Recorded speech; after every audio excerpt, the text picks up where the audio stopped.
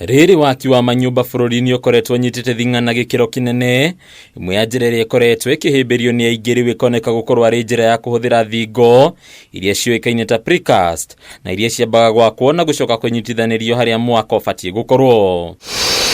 Waki uyu ukagwetwo gukorwo ukihimbirio ni akenya aingĩ kumana na raithi yaguo ukiringithanio na waki ungi. Precast is just precast the way it sounds like this is a house that has been made at a factory here.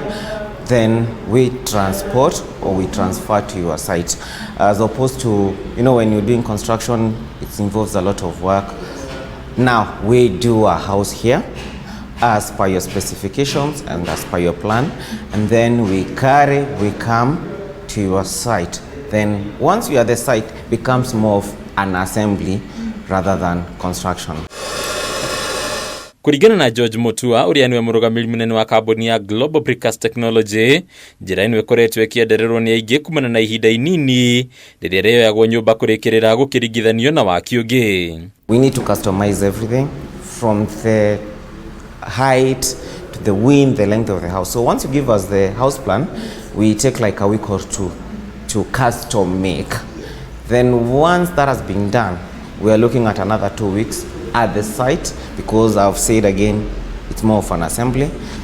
2 weeks, you have your house, then you can do the finishes. Mutua agatariria ati kaingĩ rĩrĩa makagira thingo kiganda-inĩ kiao na magacikua nginyagia igiteithiririo haria mwako wagĩrĩire gukorwo. Those places where people go for quarry stones and all that, they are getting depleted every now and then. So how do we improve from where we were to make sure that we move with times and the technology? Because even the rock that we've been using, it will not be there for long. Njira ino ya waki ikoneka guka igite ngumo kahora, haha mundu akibatara waruti wira nini niguo kurikiriria mwaka wake gukurugamiriri wa mwaka ukihutha. A house that would have costed you maybe 5 million, we are looking at a reduction of like 1 million. That's some good savings. Then number 2, convenience.